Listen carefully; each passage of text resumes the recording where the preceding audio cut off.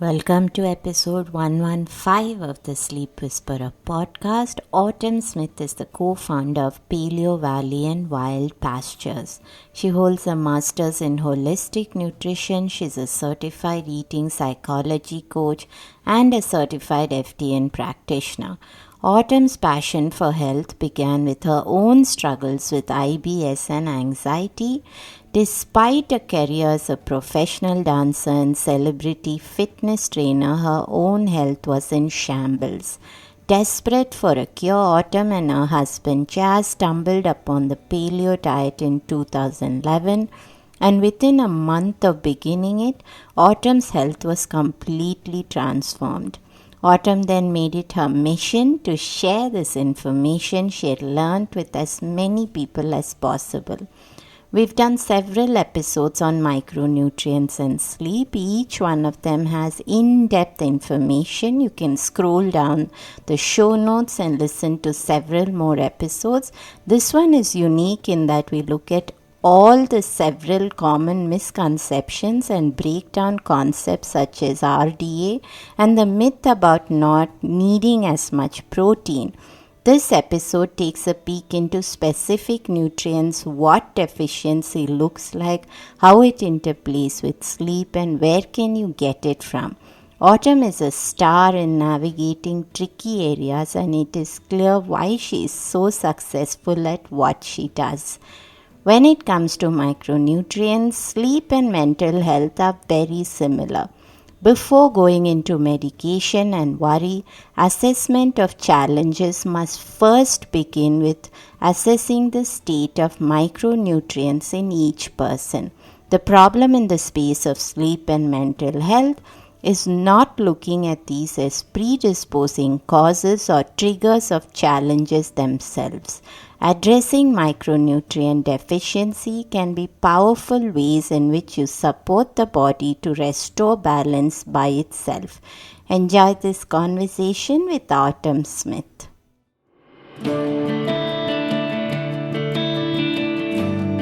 Hey everyone, I'm Deepa, Light Functional Medicine Practitioner, author and yogini, and you're listening to the Sleep Whisperer podcast, the only sleep podcast with conversations and meditations.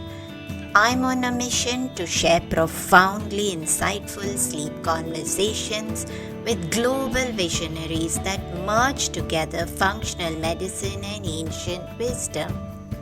Breathe in bliss through weekly guided meditations and let yourself enter the land of dreams. Together, let's unravel the pieces, get to the roots, and understand the right tools to transform your sleep completely. Through this podcast, I want you to dream the best version of yourself. It's time to regain hope and begin your sleep journey. It's great to have you on the show, Autumn, and we had a little conversation before, and I've always been amazed by that radiant, sincere warmth that bubbles from you. It's as if there's nothing that it's what you see is what you get, is what I felt the first time I saw you on the summit. So I knew I wanted to have you. And of course, I've heard a lot about Paleovalley, and I have actually prescribed some of those products to clients living in the US themselves. I would love to go a little bit into that area of what brought you into that space itself. But today we are speaking about the role of nutrient deficiencies in sleep. And I think it's a huge part of sleep quality or even the ability to fall asleep.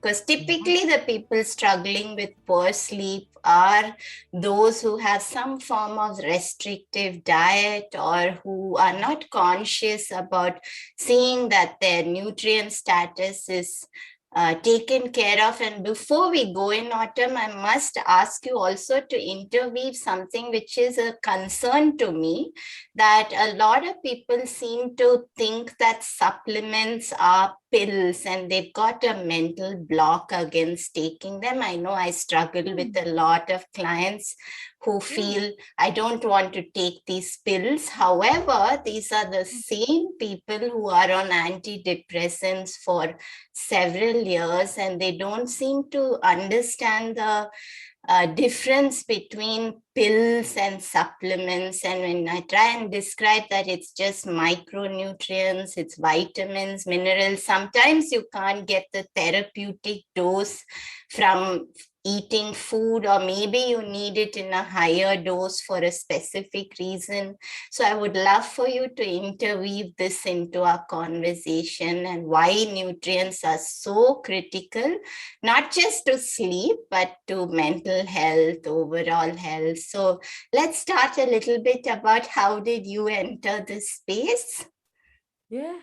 Oh, like I said, it's such a pleasure to be here and connect with you. It's been a few weeks we've been trying to make it happen, so I'm so glad we did. And my journey began when I was about 10 years old, and I started to have digestive issues that doctors in my town couldn't really fix. They labeled it irritable bowel syndrome, and they sent me home with some gas X, which is kind of like, and then they just said, it's stress related, good luck. And so it kind of got worse from that point on. And my parents did what they could, but given that we were told that there was no solution, there wasn't a lot we could do.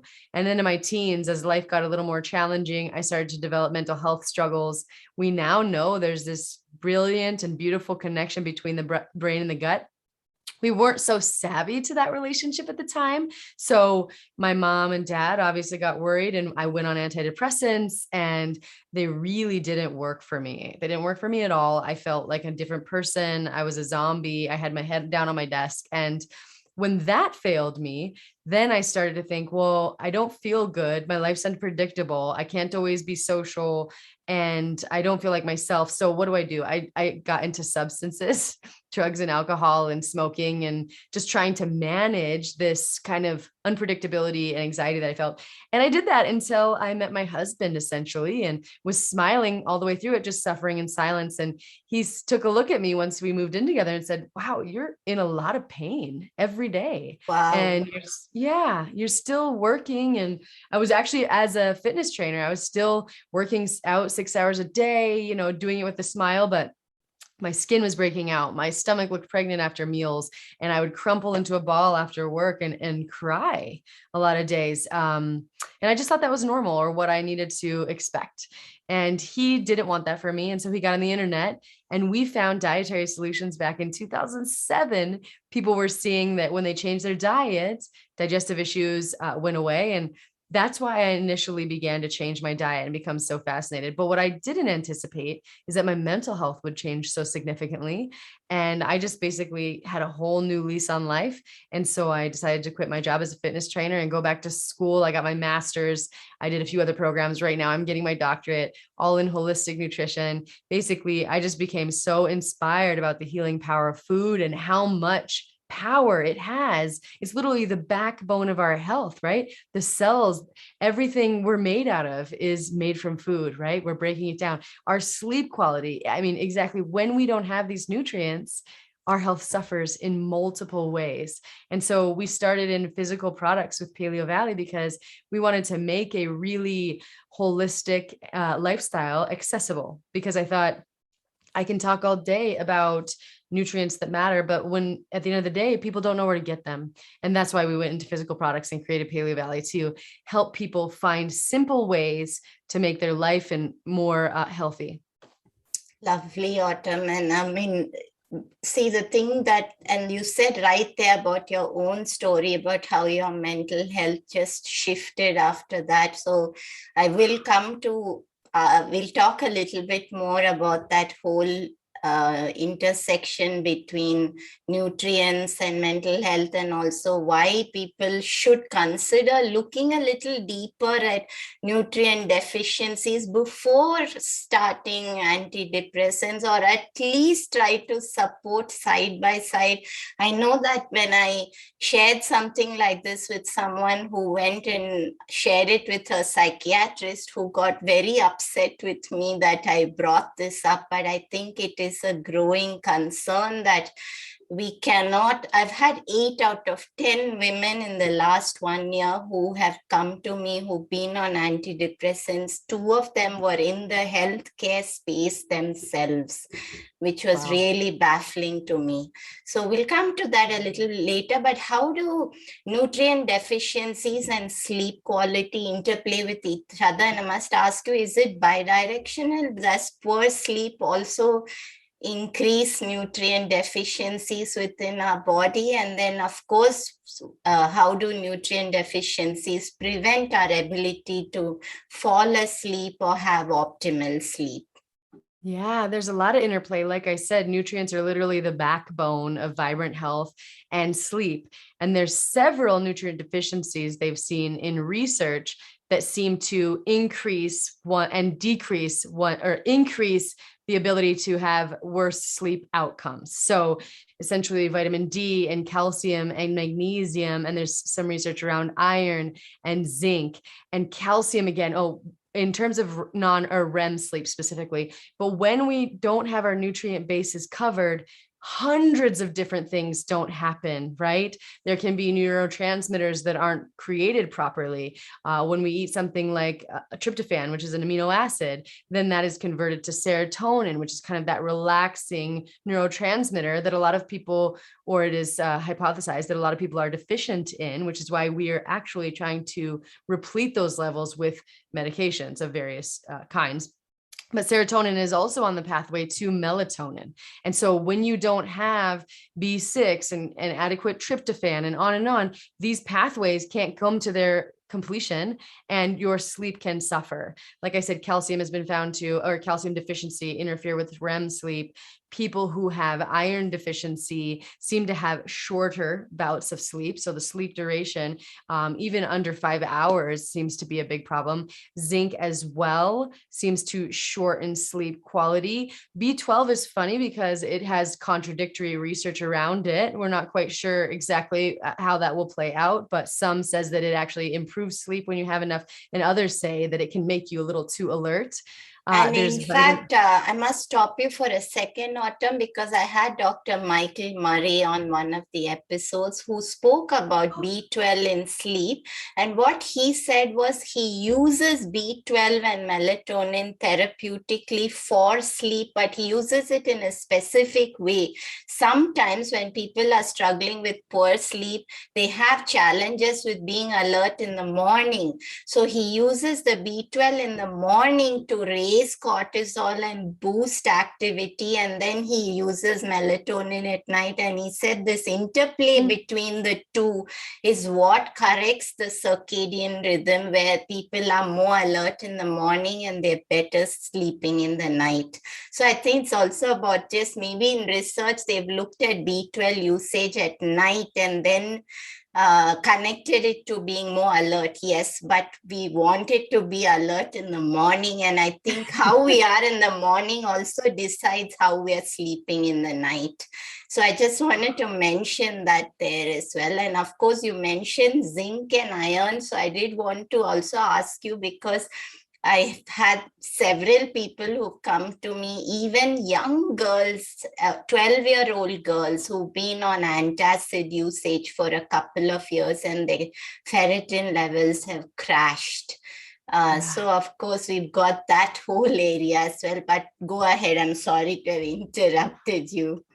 Yeah, that's the thing. And that's probably a very relevant point, is that there's many reasons that our nutrient levels get depleted. And current, medications are definitely one of them. Gut dysfunction is another one of them. Stress is another one of them. We have nutrient depleted soils. And so even the food that we're taking in, that is another reason. But yeah, I love that. Vitamin B12, you're right. When you take it in the morning, it just does seem to help entrain that circadian rhythm. That is something they found, along with vitamin A. It seems to do, both of those nutrients seem to be really important for that as well. Vitamin C is another one that they've seen with like sleep duration. And it's funny because a lot of people think that if they get the RDA, that they're having adequate amounts, but there's even some research to suggest that just subclinical deficiency, or just lower levels of deficiency than you would expect, would impact sleep and a shorter duration. So lots of different nutrients to look at and to improve. And you can, of course, do testing, and you can kind of like fill out a chronometer report too. And I like also that you ask, can reduced amounts of sleep interfere with nutrient? I would say yes. I actually haven't looked into the data, but of course your body is much more stressed. And when you're much more stressed, you're going to be excreting more nutrients and minerals and B12 or vitamin B and magnesium. But then also, you're also going to be changing the way that you eat. There's good research to suggest when you're sleep deprived, you're going to dysregulate ghrelin and leptin levels. And then you're going to be more drawn. I think in research, it was like 20% increased food intake. And then also you're going to be more drawn to high calorie foods and more carbohydrate rich foods. And so, yeah, absolutely. I think that it is bi-directional for sure. And let's talk a little bit about RDA, because you mentioned that, and I have another pushback from clients where it is they look at some therapeutic dosage and then they look at the bottle or they Google and then they say, but you've given me such a high dose, I'm not supposed to take so much. So can you speak a little bit about the use of therapeutic dosage in certain aspects and why that might be different from an RDA, and what is that RDA eventually? Yeah. So when they're setting these minimum requirements, and I'll just use vitamin C as an example, a lot of times it's just to prevent really severe disease. Like we know vitamin C, scurvy, when we don't have enough under 10 milligrams a day, we end up with, bruising and hemorrhage and teeth issues. We end up with scurvy. But just going above that, where the RDA here is around 75 to 90 milligrams, just because we don't present with disease doesn't mean we're doing well necessarily. Doesn't mean we have enough of the nutrient in order to thrive. And I think that's a big difference with functional medicine and just traditional medicine. We are going beyond that into more functional ranges. And sometimes nutrients beyond what is required by the RDA, because when they determine these, a lot of times, it's based on, vitamin C was very small sample sizes, right? In just a homogenous population, meaning it was young people and not people with disease or high levels of stress or any sort of health issue. And then they measure it in one part of the body. But the point being, just because there's an RDA doesn't mean that you won't benefit from more of that specific vitamin, because your individual biochemistry and your life status and your health history, none of that is being taken into account here. And like vitamin C, we aren't going to live our best lives probably on 75 or 90 milligrams. There's a lot of evidence to suggest that higher doses are actually better, especially in certain conditions. Like animals in the wild, they produce vitamin C when they're sick and when they're stressed. And in some nutrients like vitamin C, I think higher doses are very important, specifically when you've been tested and you know that your levels are low, right? Then we know you need to replete those nutrient stores. And then for some people, you're not absorbing the nutrients with 100% efficiency, right? And so you might want to take in higher doses at that point in time too. But vitamin C is a really great example because many, many wonderful health benefits have come from people using really high doses of vitamin C in a very safe manner. And just because it doesn't line up with the RDA doesn't mean you're not still benefiting. So I understand why people might be concerned, because there's this big pushback against this. But there is a whole field called orthomolecular medicine where they look at this high dose nutrients and the power they have to heal. And it's pretty remarkable when you actually look at all the data. Can we go a little bit more detail into, you mentioned some of those deficiencies that are involved in perhaps the inability to sleep well, but can we go a little deeper into each of them, especially in terms of what are some of the signs of deficiency in zinc and iron, so that people actually look for you? So one of the things also you mentioned was testing. So what do we look at? I know that people in India or certain clients who come to me, for example, looking at iron, they're only looking at hemoglobin, and that doesn't really tell you anything. So where should they be seeing somebody to have that interpreted? Because ranges can be different in terms of a traditional medical model versus a functional paradigm. And so another pushback I've received is that your functional ranges are flawed and they're very narrow and they're stressing me out, and the lab doesn't show it like this. So I'd love to get some thoughts on that as well. Yeah. Okay. That's such a good question. And yeah, like you're right. When they do these lab ranges, what they do is they're basically based on the people who are using that lab, first of all, right?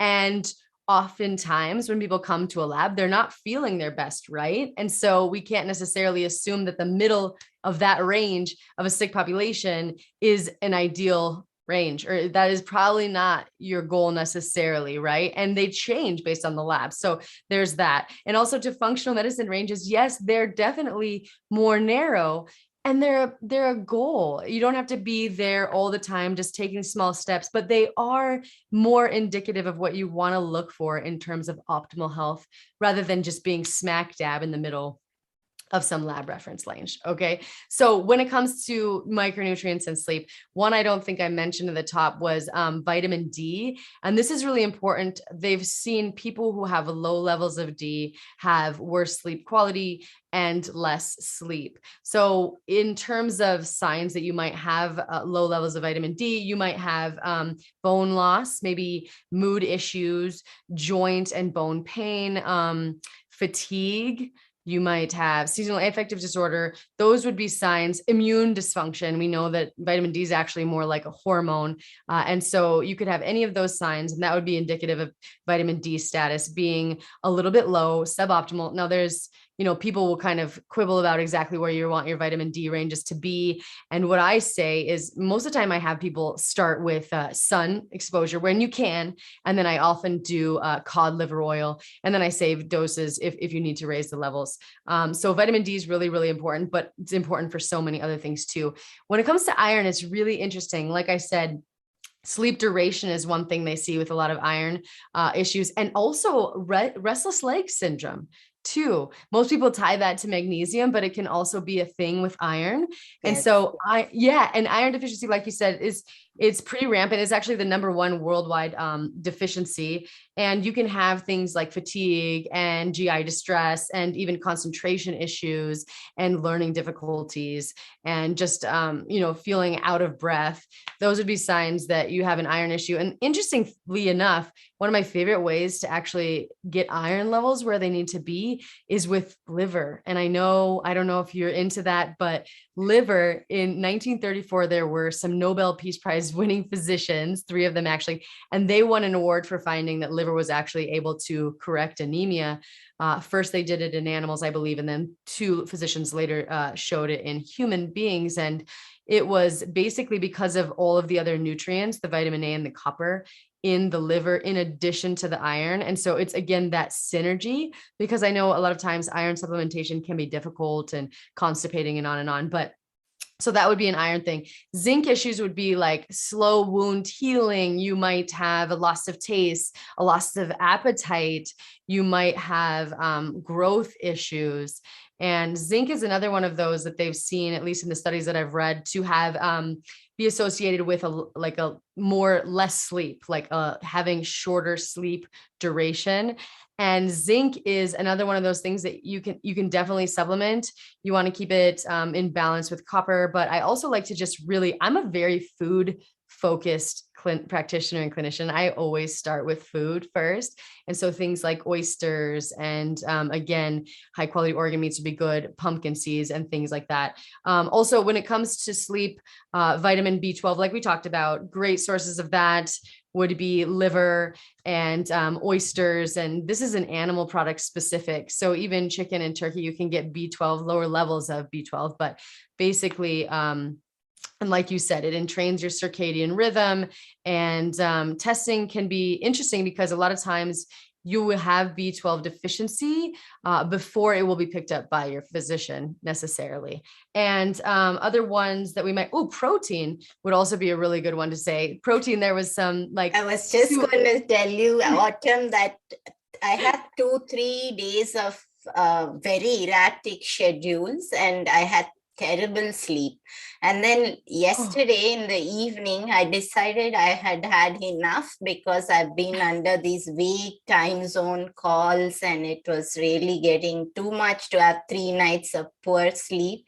So in the dinner, I added a double protein and I topped it up. I topped up my meal with a surplus protein shake, and I had 8.5 hours. I didn't even open my eyes, and I knew, but at that point, my body was crumbling and I needed to do something. Sometimes when I tell people this, they're like, you're making too big a deal about protein. But I think it's really the backbone of sleep.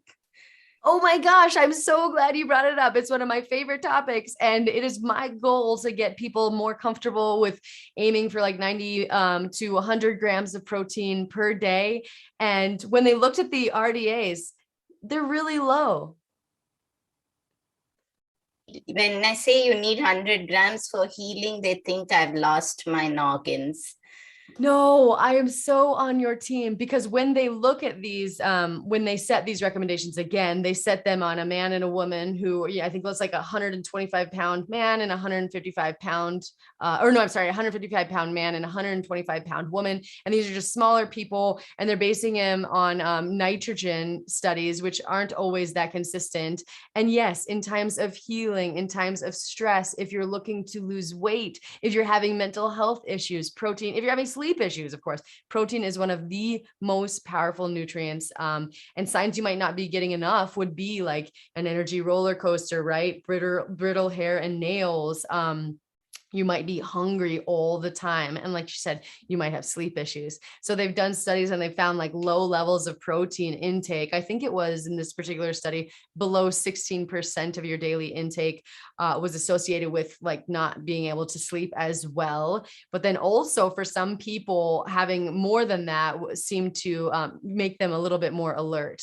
But again, it's about finding that perfect range for you. For me, the people I work with, it's around 100 grams a day. That is always what we're going for. Yes. And when you're not, you're bouncing all over the place, or that's what I've found. I consistently, if I don't hit that mark, I will wake up in the middle of the night. It is just, it's a given for me with protein. Yes. So yes, glad you absolutely. shared that. And I think women might be more sensitive because I see a lot of women losing sleep when they don't have enough protein. Oh, 100%. I think so many women out there are suffering with a lack of protein on so many sleep, mood, weight loss, just hunger and cravings, just so many different reasons. And just bumping that protein intake. If there's nothing else, start there for sure. Lovely, Autumn. And I do want to ask you this because I've been questioned about only bringing attention to how to get food from animal sources. So I don't want us to stay within that narrow zones. I would like to ask you, let's say somebody was focused on being plant-based for reasons, personal reasons, and we want to respect that. What are some of those things they should be a bit cautious about? Because what I'm asking is, how could they safely be on a plant-based diet while looking at covering certain nutrients that will take care of that? Yeah, I love that question. So there's, I honestly don't work with a lot of vegetarians, but I know that a lot of your listeners probably will be vegetarians, and that is absolutely fine. And like you said, we respect that decision. So when it comes to like vitamin B12, I don't know that there is a good alternative, unfortunately. That's really sad to say, but I just think that one is something that you're probably just going to have to supplement with. When it comes to things like iron, I really like spirulina, actually. That's a really, really good quality source of iron, as well as your leafy greens. You're going to have iron in those too. And just being mindful of the fact that you will reduce, you will get a less milligrams of iron from plant-based sources, but there's also things you can do. You can take that iron with vitamin C, right? The non-heme or the plant-based iron, you can increase that absorption with the vitamin C rich foods too. So that would definitely be a good idea. And in fact, Autumn, my great-grandmother and my grandmother used to say that you should never cook leafy greens without adding some tomatoes and some lemon.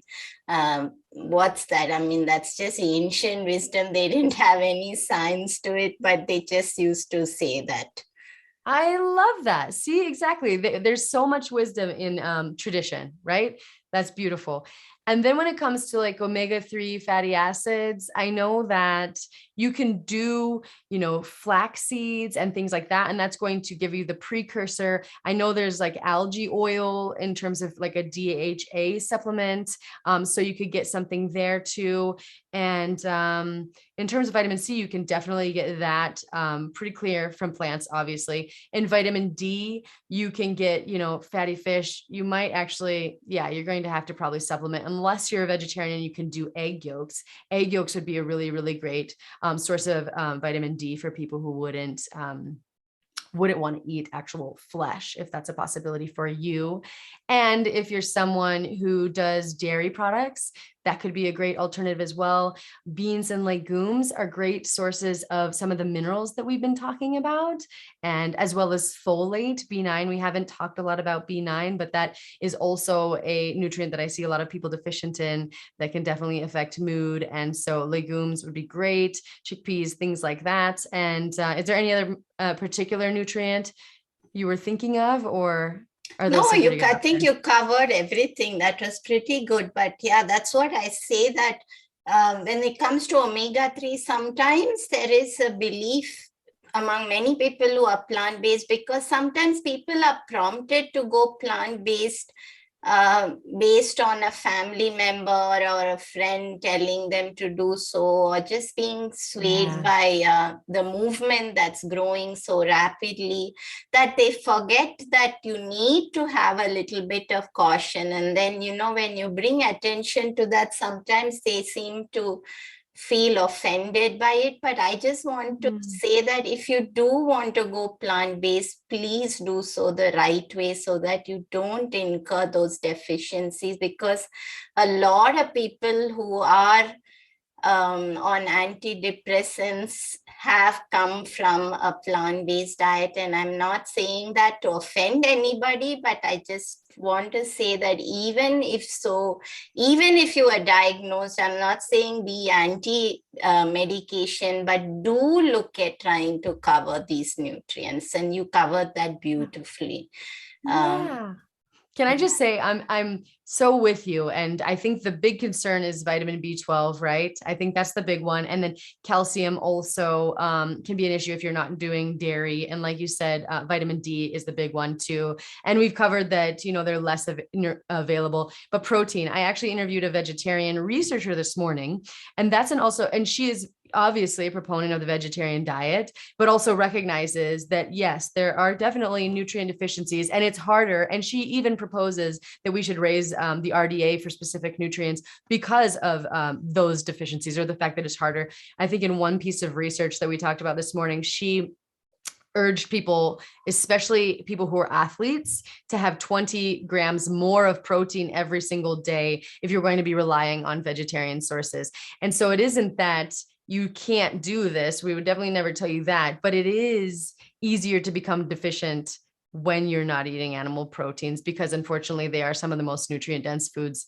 in the world. And there's a lot of different calculations for nutrient density. And you'll see in most of them, what happens is that plants are at the top. And that is often a result of calories being penalized, essentially. So when you're looking at other nutrient deficiency charts or calculations, someone named Matthew Lalonde out of Harvard actually did a new one.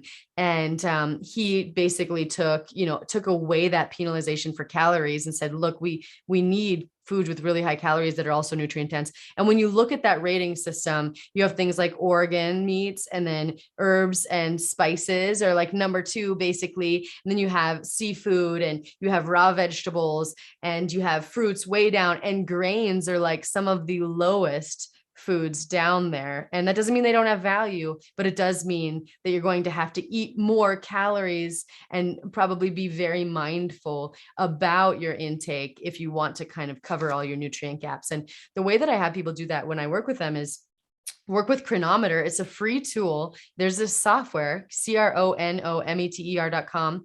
And then you just fill out your day's allotment of calories, what you're eating. And then it's going to show you your micronutrient gaps, and make sure that you're making sure that your entries are the ones with the most nutrients. That's a really important piece because there's a lot of different entries. So to be as accurate as possible, but it's a great starting place. Mostly it cultivates awareness. We're obviously not going to say this is exactly the reality in your blood work or in your body, but it just helps people to understand, oh, wow, I'm consistently low on calcium. How can I then go about raising those levels? And if you're a vegetarian, I just want to or a vegan, mention that when it comes to calcium, you can do things like sesame seeds and collard greens, and a lot of those cruciferous vegetables will really be good sources there too.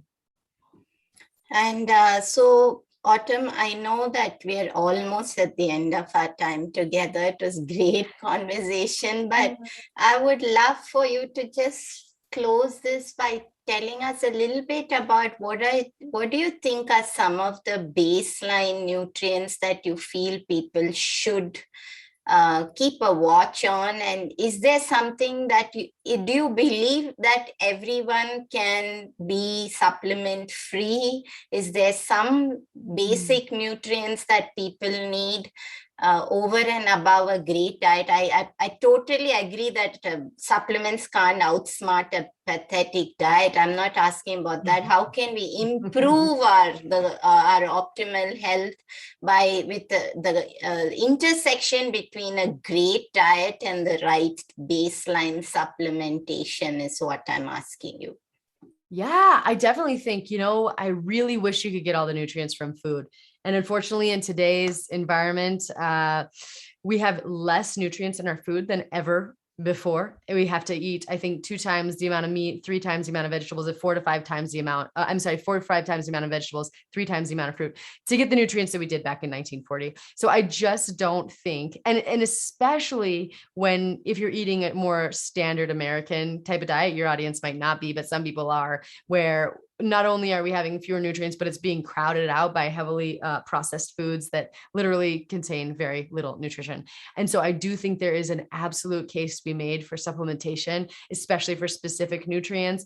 You said like vitamin D, for example, right? There's a lot of benefits of vitamin D. And if you don't live in a part of the world where you can get adequate amounts all times of year, I think it makes a lot of sense to go ahead and supplement or get a vitamin D lamp or something. I often do cod liver oil. Like I said, I have a vitamin D lamp that I keep in my house. And when it's actually nice outside, I have this. Have you ever heard of that app, D-Minder? Do you have that? No. Okay. It's a really cool app. You can go and get it, and it will tell you how many IUs of vitamin D you're getting and what the optimal. Nice. I love that. It's amazing. It's like the optimal time in your day based on your location, and when you can get the most bang for your buck, so to speak. So yes, but I do think for some people that's just not possible, right? And then also magnesium. We didn't even talk about it, but magnesium is a very calming relaxation mineral. It improves GABA levels in the brain. It just kind of calms us down. And that is one that I found to be very helpful for people with sleep, and also very hard to get in our modern diet, right? To get enough magnesium, leafy greens, nuts and seeds. I don't see a lot of people getting enough. And so definitely supplementing with that. That's a great idea. It also helps with constipation and on and on. Another one of the things that I see people most often deficient in is omega-3 fatty acids. So if you're not eating a lot of fish, I definitely recommend supplementing. There's good research around, heart health in terms of triglycerides. And also there's this really cool study that up to 100 milligrams, 1 gram of EPA was actually shown to be protective against depression. And there was a trial with, fish that showed that it actually improved sleep as well. I think it was a salmon trial specifically. And so getting those, you can't always, a lot of people I work with for whatever reason, they don't love fish. And so I'm not saying that it's exactly comparable to fish. There's probably many things in fish that are working for us, but it is a great way to supplement. And so those are kind of my 3 baseline supplements. And I don't like, minerals are harder because minerals, need to stay in balance, right? They're not so and you don't want to, like, if you have too much zinc, for instance, it's going to kind of affect copper and on and on. So, but magnesium is different, I think, on that note. And most people will benefit simply because most of us are deficient and it's really, really hard to get from food. But I totally agree with you that a really high quality diet is absolutely the foundation of really vibrant health, but that doesn't mean that you can't supplement and receive further benefit. And I think a lot of us are going to be deficient and we have subpar digestion and on and on. And we would absolutely benefit from a few more nutrients. I love it, Autumn, and they were all my own baseline supplements, so I feel Are very thrilled. And I think on that final note, I should also say that for me, the signs of vibrant health and that you're getting the right diet and nutrients are two key points. One is that you don't catch a flu. I haven't caught a flu in 6 years. And two is that you're not on any form of medication, be it antihistamines, painkillers, antacids, antidepressants. So for me, vibrant health represents these 2 points. And before I let you go, I must have you complete our show mantra. If sleep is the new medicine, then how would you complete that sentence for us? If sleep is the new medicine, then I will prioritize it and do everything I can to improve my sleep. Beautiful, Autumn. Where can people find you? And just to clarify, most of our listeners are in the US. Okay. So where can people go? What are some of the signature products in Paleo Valley that I know you mentioned cod liver oils. I'd love to just have a quick walk through some of your signature supplements which would help sleep. You know what? This is great. So I think our beef sticks would be the number one, like you said, getting an adequate protein. They're literally the cleanest beef sticks on the market because we don't have any weird ingredients. It's just organic spices and we ferment them, which is actually might sound kind of weird, but it's actually an age-old process that we've kind of resurrected in order to prevent the use of all the preservatives. And so they're delicious. We also have turkey sticks. We didn't talk a lot about tryptophan, but there's good evidence that tryptophan is really important and can be helpful for sleep and mental health. Like we said, it's on that serotonin, it's converted to serotonin and later melatonin. So we have turkey sticks that are pasture raised. And the cool thing about them also, other than how clean they are, is that they come from all regenerative American family farms. Our sourcing is like so important to us because we want our products to not only be good for people, but for the environment and for animals too. So beef sticks, the essential C complex is really cool. Like I said, vitamin C seems to be important for sleep. Sometimes we need more than people think we do. Ours is a whole food based. 3 of the world's highest sources of vitamin C, amla berry, camu, and acerola cherry. And so that's great. We didn't talk about glycine either, but there's some really cool research around glycine, which is found in bone broth and bone broth protein powder, which we have, dropping the body temperature, improving levels of serotonin. It is one of the things I do almost every night is have a little bone broth protein powder. So that's awesome. And again, we don't take it extracted from hides or hooves as most collagen powders would be. We take it from the bones of grass-fed and finished animals. And probably the last one I want to say is the Spirulina, the greens powder. Now, I think this would be helpful specifically because if you have listeners who don't want to eat animal products, then the Spirulina is a really great source of iron as well as protein, and it has detoxification benefits. And we wanted to create a greens powder without cereal grasses because cereal grasses are really actually difficult for humans to digest. And I couldn't find one on the market. So that's another thing. And also, yes, I've heard about your organ complex. Do you have a suggestion on how people can use the spirulina? Because it's quite a strong flavor. Yes. Have you tried our greens powder? No, I haven't. Okay, so yes, our greens powder actually tastes really good. Spirulina is the base. Instead of cereal grasses, we put spirulina. But then we also have 20 different fruits and vegetables. And so it actually tastes like a little berry lemonade. And the cool thing is most spirulina can be highly tainted and toxic. It's a very porous substance. And so when it's raised in polluted conditions, it's like not something you want to be consuming. But our supplier is actually the cleanest in the world, and they adhere voluntarily to European Union standards, as opposed to American, which are far less stringent. And then the organ complex, like you said, liver, probably the most nutrient dense food in the world. So if you're wanting to cover your nutrient bases, beef liver is a great place to start. Chicken liver is great if you don't want to eat beef or whatever. But I love organ meats, but I don't like the taste. I could not make that adjustment no matter how much I wanted to. And I'm someone who can pretty much eat things even just because I know they're good for me. We put heart, liver, and kidney into capsules from grass-fed animals. Of course, we freeze dried them to preserve their fragile nutrient content, and great for people with B12 issues. Vitamin A, one of the richest sources of vitamin A. It also contains vitamin B6 and B1 and B3 and iron, like I said, zinc. It's just like a mineral and nutrient powerhouse. And we have superfood bars too, just for nighttime. Sometimes what I do, again, we didn't talk about this much, but you can pair tryptophan-rich foods with a carbohydrate, which is actually going to help increase the percentage of the tryptophan or that access to the brain so that it can go ahead and create those neurotransmitters. But if you have like a superfood bar of ours, which has that glycine and a little bit of whole food carbohydrate, none of the junk, and you pair it with like a turkey stick, it could be like a really good 1-2 punch to help improve your sleep later. So we have other stuff too, but I think that's a great start. And you can find me at paleovalley.com. Or you can find me at wildpastures.com. And if you're in the Denver, Boulder, Colorado area, we opened a restaurant too based on regenerative agriculture, and that's called Wild Pastures Burger Company. So you can do that too. I love that. I did see your post about the sweet potato fries or something. The entire meal looked so yummy. Yeah, we actually cook only in tallow rather than, I don't know, I'm sure your audience is aware, but a lot of times vegetable oils can be heated and oxidized, and then you don't want to be consuming them. And so we only cook in stable oils. Yeah, we have gluten-free haystacks, like a zucchini haystack, and French fries. And we also do shakes that are sugar-free. So they're delicious, and burgers of all different kinds, all from regenerative farms. So yeah, it's pretty awesome. We're excited.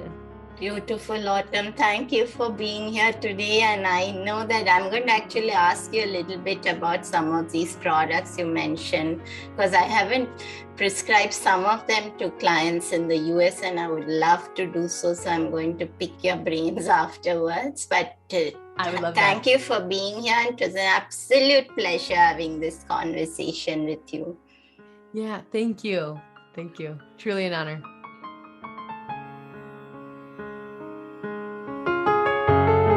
Hey everyone, I hope you enjoyed the show. Just a reminder that this podcast is for information purposes only. This is not a substitute for professional care by a doctor or otherwise qualified health professional.